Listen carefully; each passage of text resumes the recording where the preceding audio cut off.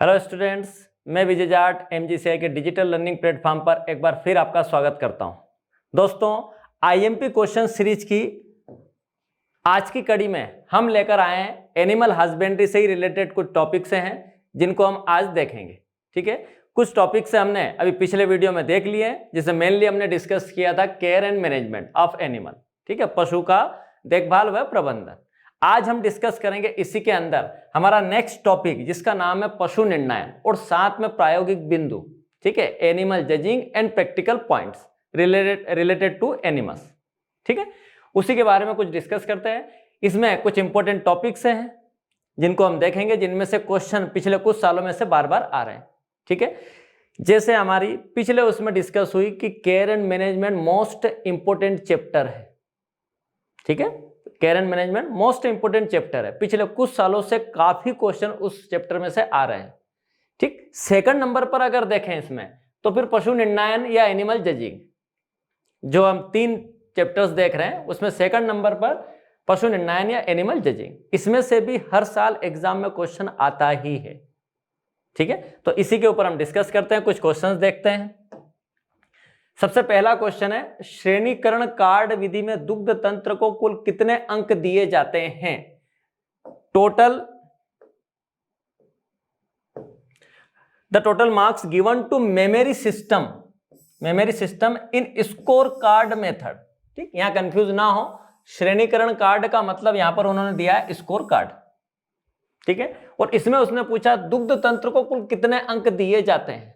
तो अगर हम स्कोर कार्ड की या श्रेणीकरण कार्ड की या गुणांकन पत्र की बात करें, तो इसके अंदर 100 अंक होते हैं या मैक्सिमम मार्क्स होते हैं। ठीक, और इन 100 अंक में से सबसे ज्यादा अंक दुग्ध तंत्र या मेमोरी सिस्टम को देते हैं 34, सबसे ज्यादा। अब इसमें अगर देखें तो ऑप्शन 20 है, 30 है, 40 है और 50 है। ठीक है, अब क्या लगाया जाए, क्योंकि आंसर ये भी हो सकता है, आंसर ये भी हो सकता है। पर ध्यान रखिएगा, इस कंडीशन में अगर देखें तो 30 मार्क्स ज्यादा सही है या 30 अंक ज्यादा सही। ठीक है, तो ध्यान रखिएगा, जब इस टाइप का क्वेश्चन आए तो हमको 30 लगाना है। अगर मान लो ऑप्शन में ये है तो ये तो हमारी फर्स्ट चॉइस होगी। अगर ये दिखाई दे तो आंसर यही लगाना है, पर अगर ये ना हो तो फिर आंसर हमको 30 लगाना है। ठीक है, चलो फिर नेक्स्ट देखते हैं। इसका आंसर है 30। गाय को बहुत अच्छा वर्गीकृत किस गुणन बिंदु के आधार पर किया गया है? The score points for cow graded very good. ठीक, सॉरी, एक मिनट भैया, थोड़ा पीछे चलना पड़ेगा।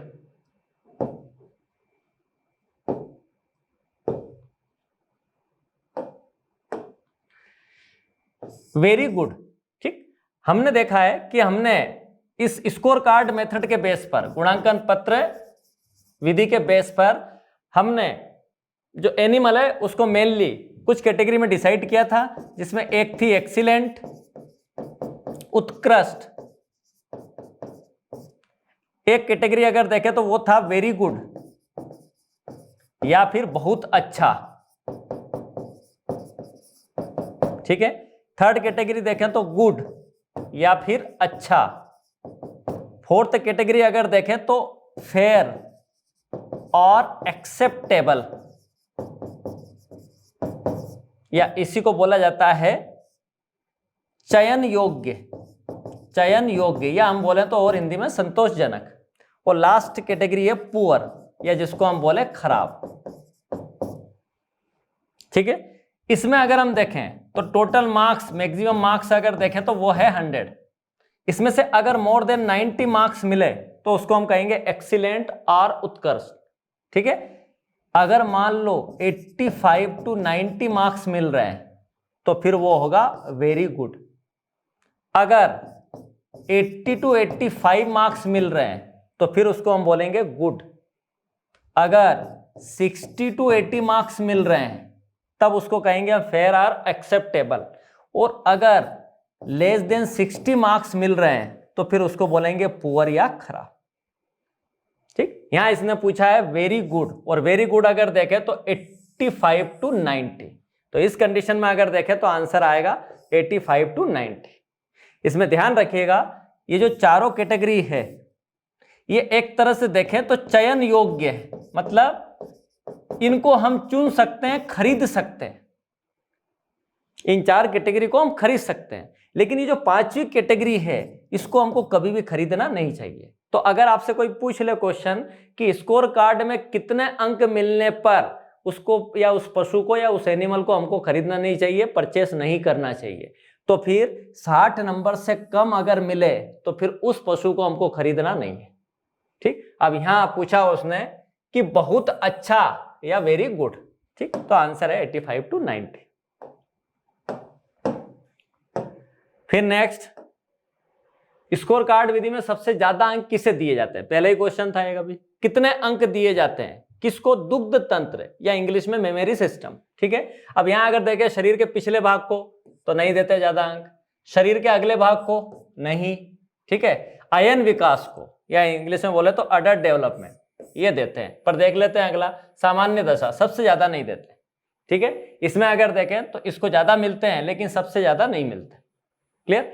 अब यहाँ एक और चीज है, दिमाग में शायद ये चीज आए हमारे कि ये बात सांड की हो रही है, बैल की हो रही है, गाय भैंस की हो रही है। ठीक है, काऊ बफेलो या बुल या बुलक, किसकी बात हो रही है, किसके इसमें?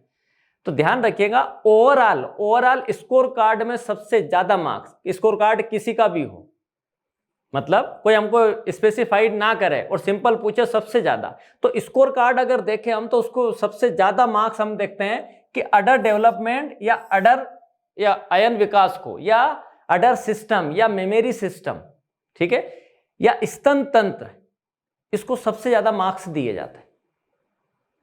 ठीक है, अब ये दिमाग में आ रहा होगा सर बुल के इसमें तो फिर ये चीज रहेगी नहीं, तो उसने ऐसा नहीं बोला, उसने तो जनरल बोला है कि स्कोर कार्ड में सबसे ज्यादा मार्क्स किसको दिए जाते हैं। तो स्कोर कार्ड में सबसे ज्यादा मार्क्स अडर या डेवलपमेंट को या अडर सिस्टम को दिए जाते हैं। ठीक है, तो इसका आंसर अगर देखें तो वो आएगा अयन विकास पर। इसका नाम चेंज भी कर सकता है, जैसे पिछले उसमें उसने दुग्ध तंत्र लिखा था, मेमोरी सिस्टम। ठीक है, स्तन तंत्र भी लिख देता है, अयन विकास भी लिखता है, अयन तंत्र भी लिखता है, अयन संस्थान भी लिखता है। तो ध्यान रखिएगा, कुछ भी आए थोड़ा हमारा कॉमन सेंस लगा के हमको उसको आंसर दे देना। चलो नेक्स्ट है, बहुत अच्छे ग्रेड स्कोर वाली डेयरी गाय स्कोर कार्ड के आकलन में अंक प्राप्त करती है। कैसी है? बहुत अच्छे ग्रेड। ठीक है, इंग्लिश में अगर देखें तो वेरी गुड, और जब वेरी गुड है तभी थोड़ी देर पहले हमारी बातचीत हुई है। ठीक है, मार्क्स मिलते हैं 85 to 90। तो ये क्वेश्चन एक तरह से रिपीट हुआ है। ठीक है, क्वेश्चन का थोड़ा सा पूछने का तरीका चेंज कर दिया है, बाकी है वही। तो आंसर है 85 to 90। फिर नेक्स्ट चलें, अब नेक्स्ट है पशु की उम्र ज्ञात करना, determination of animal age. Animal judging में मोस्ट इंपोर्टेंट टॉपिक, जिसमें से बार बार एग्जाम में क्वेश्चन आते ही हैं। अगर हम एज की बात करें तो मेनली एज पता करने वाली 2 मेथड एग्जाम के पॉइंट ऑफ व्यू से इंपॉर्टेंट है। एक तो है दांतों द्वारा उम्र पता करना और दूसरा है सींग द्वारा। ये 2 इंपॉर्टेंट चीज। ठीक है, बाय टीथ या जिसको बोले हम डेंटिशन,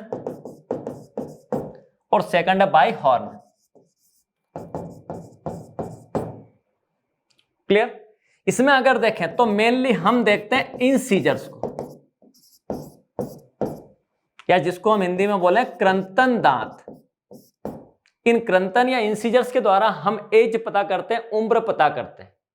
ठीक है, इसमें भी अगर देखें तो ये क्रंतन दांत 2 तरह के हैं, एक तो होते हैं टेम्पररी और एक होते हैं परमानेंट।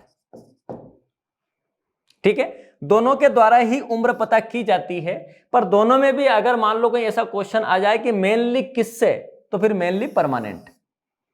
ठीक है, इन दोनों में ही देखें तो इनकी 2 चीजें रहती है, एक तो इनका निकलना या आना,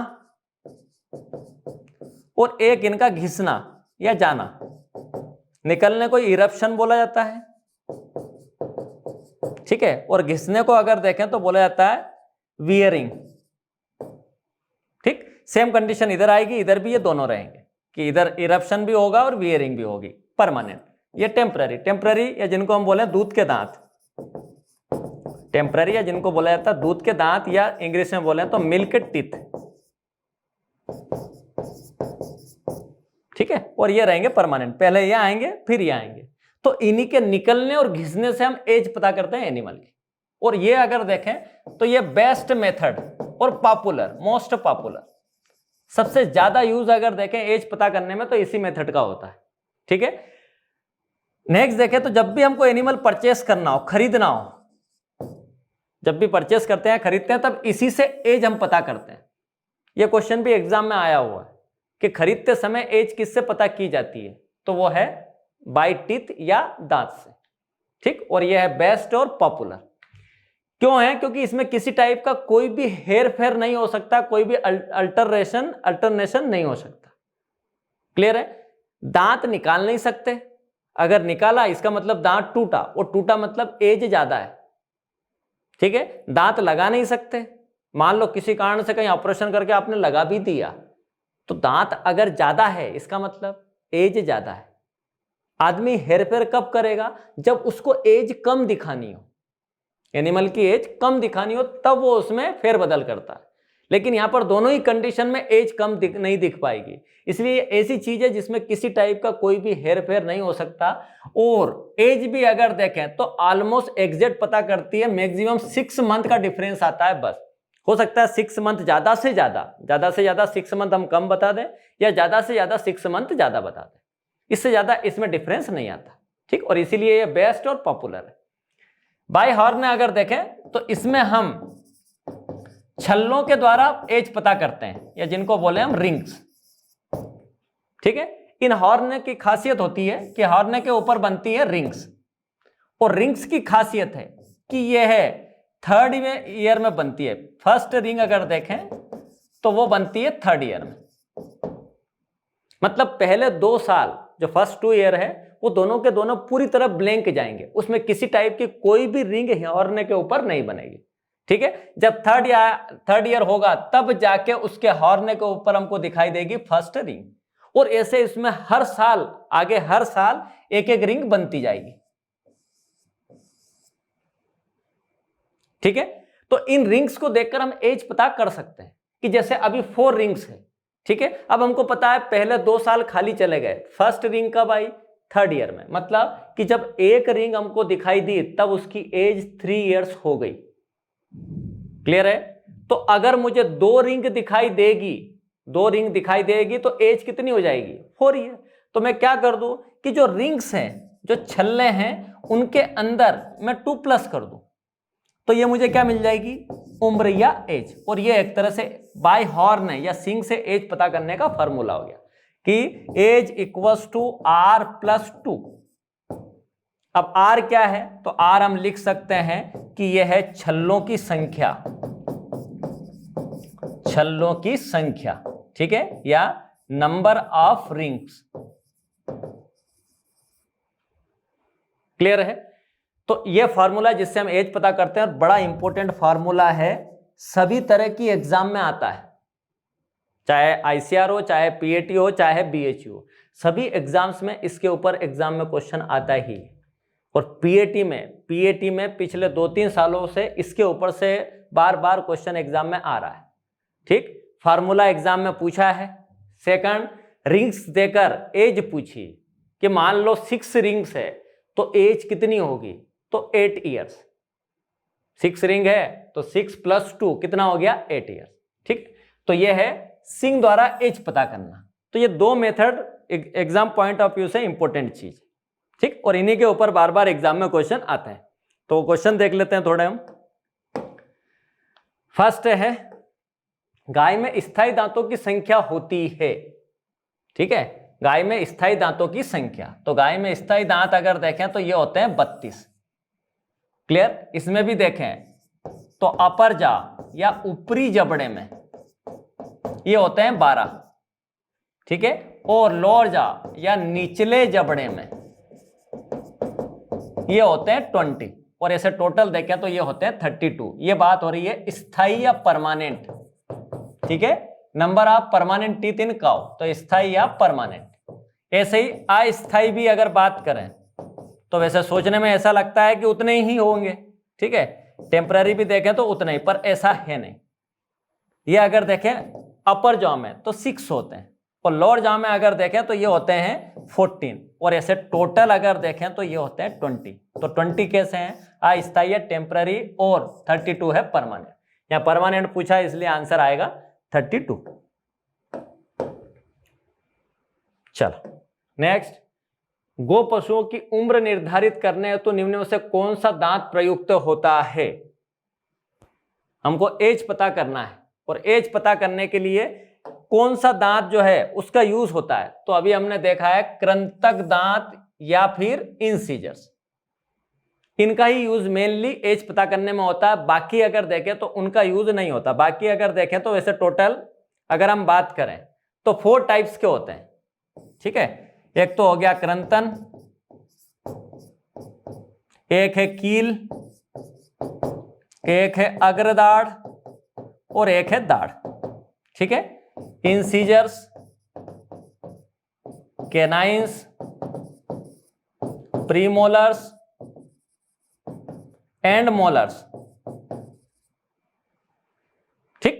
ये 4 हैं, पर मेनली इन चारों में इसी का यूज होता है। ये अगर देखें तो टोटल 8 होते हैं, या पेयर्स में बात करें तो 4 पेयर्स या 4 जोड़ी। कैनाइंस अगर देखें तो ये ओनली कॉर्निवोरस में होते हैं, मतलब मांसाहारी में ही होते हैं। गाय, भैंस, भेड़, बकरी में ये दांत उपस्थित नहीं है। कील, ठीक है, कभी आपने कील मतलब कील जैसे, और कील का काम क्या है? चुभोना।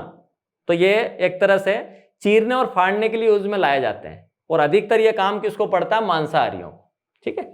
अग्रदाढ़ देखें तो ये होती है 6 जोड़ी, 6 पेयर, मतलब टोटल 12, ठीक। दाढ़ें अगर देखें तो ये भी 6 जोड़ी, मतलब ये भी कितनी? 12, ठीक। तो 12 दूनी 24 और 8 32, तो ऐसे टोटल परमानेंट हो गए 32।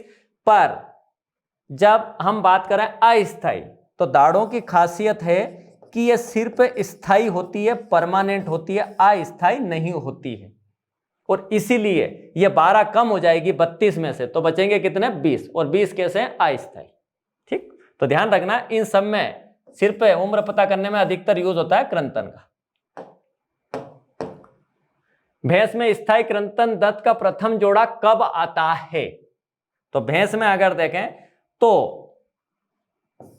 कृंतन दांत 4 जोड़ी होते हैं, ठीक है। पहला जोड़ा, दूसरा जोड़ा, तीसरा जोड़ा और चौथा जोड़ा, ठीक। हमने कहा ये टेम्पररी भी होते हैं और परमानेंट भी होते हैं, दोनों तरह के, ठीक है। पहला जोड़ा पहले सप्ताह पर, दूसरा जोड़ा दूसरे सप्ताह पर, तीसरा जोड़ा तीसरे सप्ताह पर, और चौथा जोड़ा चौथे सप्ताह पर। यह बात हुई टेम्पररी, ये निकल गए। परमानेंट की बात करें तो पहला जोड़ा दूसरे साल पर, दूसरा जोड़ा तीसरे साल पर, तीसरा जोड़ा चौथे साल पर, और चौथा जोड़ा 5वें साल पर। मतलब यहां तो जैसा फर्स्ट है तो फर्स्ट वीक पे निकल गया, second second, third third, fourth fourth, मतलब पहला पहले से शुरू हो गया, अच्छा काम हो। इधर अगर देखें तो पहला दूसरे साल पर आया, मतलब +1 करना हर एक में। इसमें +1 करेंगे तो परमानेंट, इसमें +1 परमानेंट, मतलब एक ज्यादा। तो पहला दूसरा, दूसरा तीसरे पे, तीसरा चौथे पे, और चौथा 5वें पे, ठीक। इसमें भी रेंज में हमने देखा है 1.5 से 2 साल, ये इधर 2.5 से 3 साल, ये अगर देखें तो 3.5 से 4 साल, और ये अगर देखें तो 4.5 से 5 साल। क्लियर? 2.5 से 2 1.5 से 2 का मतलब 18 से 24 महीने, 18 से 24 महीने पर आता है पहला जोड़ा, फिर चाहे गाय हो फिर चाहे भैंस हो।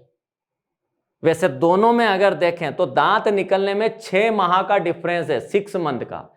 गाय की तुलना में भैंस में दांत 6 महीने लेट निकलते हैं, 6 महीने लेट निकलते हैं। क्लियर है? सिर्फ इतना ही हमको याद रखना है, कब कि जब हमसे कोई पूछे कि दोनों में दांत निकलने में कितनी डिफरेंस होता है, तो 6 मंथ। बाकी इस 6 मंथ को हमको याद नहीं रखना, ठीक है। जब भी हमसे पूछे कि भैंस में पहला जोड़ा कब आएगा परमानेंट का, तो 2 साल में, गाय में कब आएगा तो 2 साल में। रेंज में बात करें तो 1.5 से 2, ठीक है। चारों जोड़े मतलब 8 दांत पूरे इंसीजर जो है क्रंतन, वो कब हो जाएंगे तो 5 साल पर, ठीक। अब इसमें पूछा है कि प्रथम जोड़ा परमानेंट का कब आएगा, तो वो आएगा 20 महीने पर, क्योंकि बाकी ऑप्शन देखें तो ये ज्यादा है। ठीक है, तो आंसर है इसका 20 मंथ। फिर नेक्स्ट, निम्न में से कौन सी विधि पशुओं की उम्र ज्ञात करने के लिए सर्वोत्तम है? ये क्वेश्चन हमारा पहले भी आया है, ठीक है, अभी भी है। कौन सी है?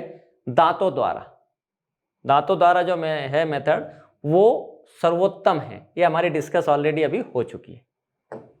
फिर नेक्स्ट, यदि एक जानवर की सींगों पर 6 छल्लियां हैं तो उसकी आयु क्या होगी? In an animal has 6 rings on horn, what is its age? तो 6 अगर है तो +2 करना है, और +2 करेंगे तो एज कितनी आएगी? 8 ईयर्स। ठीक है। फिर नेक्स्ट क्वेश्चन, कील दंत निम्न में से किस पशु में पाए जाते हैं? तो अभी हमारी बातचीत हुई कि कील दांत अगर देखें तो वो होते हैं कॉर्निवोरस में, ठीक है, या जिनको हम बोले मांसाहारी, इनमें उपस्थित होंगे, फिर वो कोई भी हो। और हमने कहा है कि रूमिनेंट्स या रोमंती पशु या गाय, भैंस, भेड़, बकरी, इनमें ये उपस्थित नहीं होते। तो इसमें अगर देखें तो क्या सुअर कॉर्निवोरस है, इसमें उपस्थित रहेंगे। क्या बैल है? नहीं, ये तो रोमंती है, ये नहीं। गाय भी नहीं, बकरी भी नहीं। तो आंसर क्या आएगा? सुअर या पिग। ठीक है, तो आंसर इसका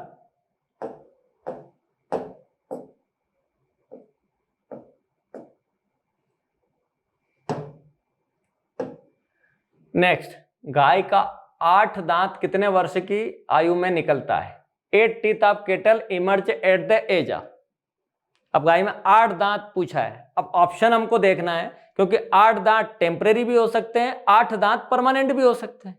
ठीक है, तो ऑप्शन के अकॉर्डिंग हमको अंदाजा लगाना है कि ये टेम्परेरी पूछ रहा है या परमानेंट।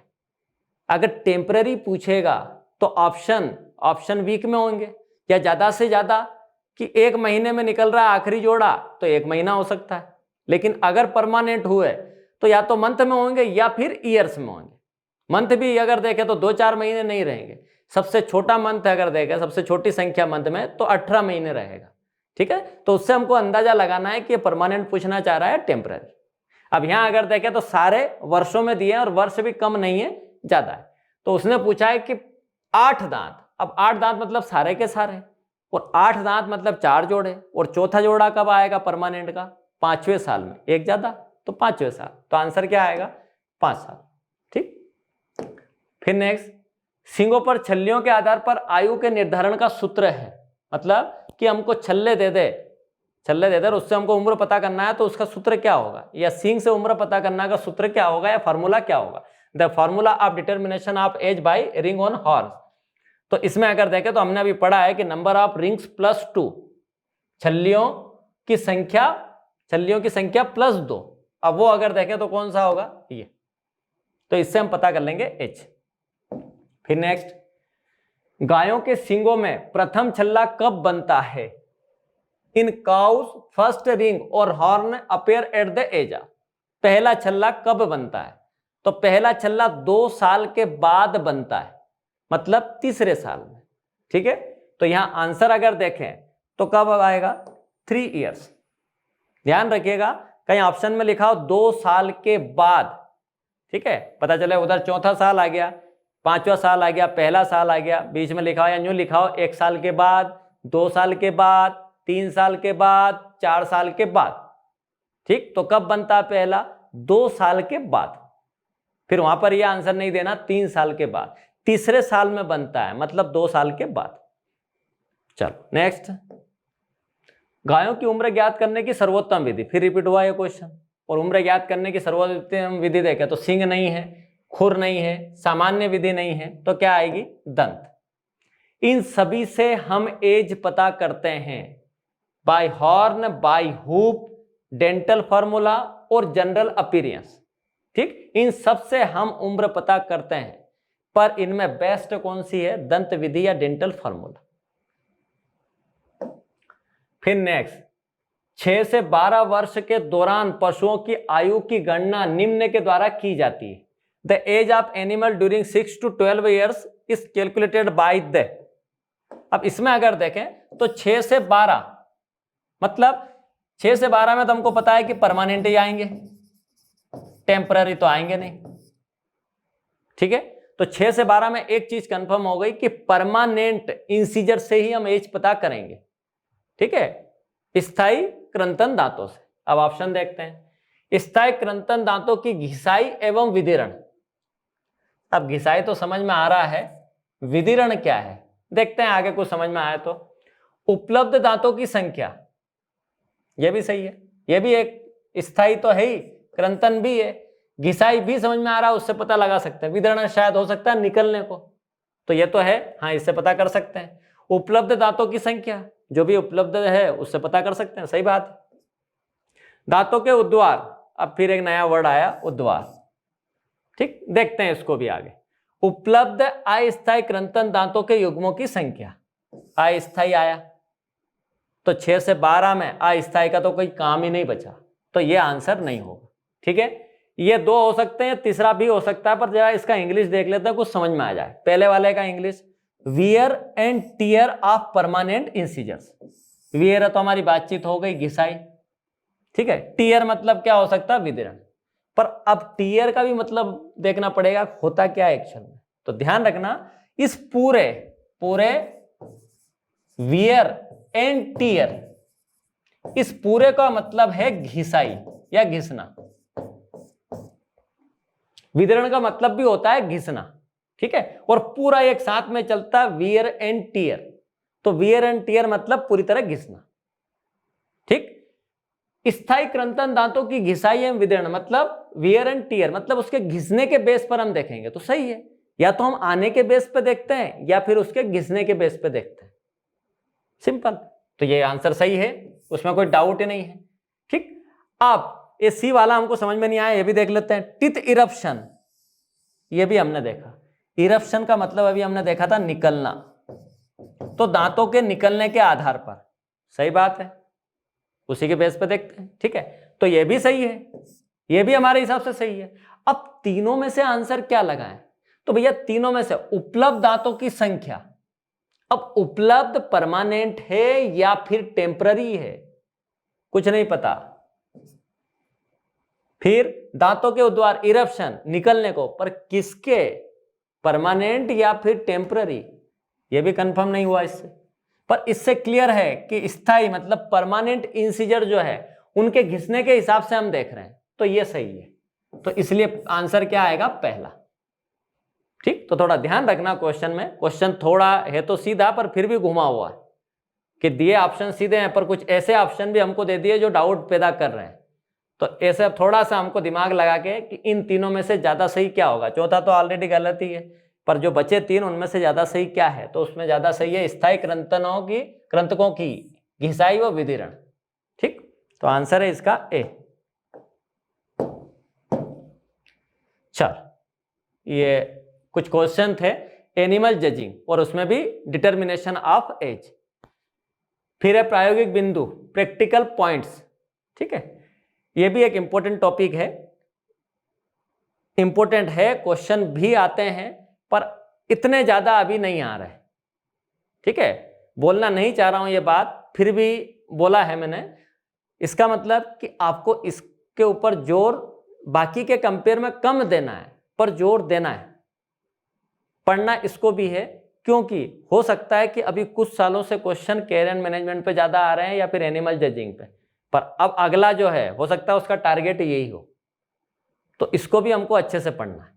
इसमें भी बहुत इंपॉर्टेंट चीजें हैं जिनके ऊपर से हर साल क्वेश्चन आ ही रहा है, पर जितने क्वेश्चन उनमें से आ रहे हैं उतना क्वेश्चन इधर से नहीं आ रहा, ठीक। तो वो इंपॉर्टेंट चीजें हम यहां पर देख लेते हैं। पहला क्वेश्चन है, भेड़ की पूंछ काटने को कहते हैं, ये एग्जाम में पूछा हुआ क्वेश्चन, ठीक है। भेड़ की पूंछ काटने को बोला जाता है डोकिंग, ठीक है। भेड़ में पूंछ काटने की क्रिया कहलाती है डोकिंग। भेड़ में एक और क्रिया प्रचलित है और वो है शेयरिंग, शेयरिंग, ठीक। और शेयरिंग मतलब है ऊन काटना, ऊन काटना। भेड़ में ऊन काटने की प्रोसेस को शेयरिंग और पूंछ काटने की प्रोसेस को डोकिंग कहते हैं, ठीक है। तो ध्यान रखना, ये भी एग्जाम में पहले पूछा हुआ क्वेश्चन है।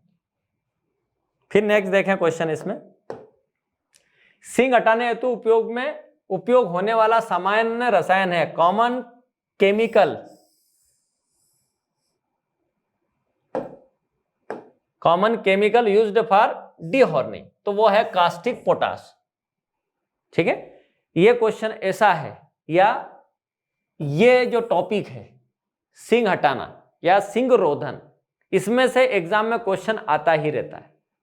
ठीक है, पूछेगा ही, या तो कास्टिक पोटाश पूछेगा, या फिर ऑप्शन में KOH देता है, या फिर पोटेशियम हाइड्रोक्साइड दे सकता है। और यह है सींग रोधन की रासायनिक विधि, जिसमें हम जो कलिका होती है, छोटे छोटे जो सींग है, मुलायम सींग है, उनको हटाने का काम करते हैं, उनको सुखाने का काम करते हैं। ठीक है, और ये एग्जाम में पूछा जाता है। एक कास्टिक सोडा हमने पढ़ा होगा, तो कास्टिक सोडा का उपयोग बर्तनों की साफ सफाई में होता है, और कास्टिक पोटाश का उपयोग सींग रोधन में किया जाता है।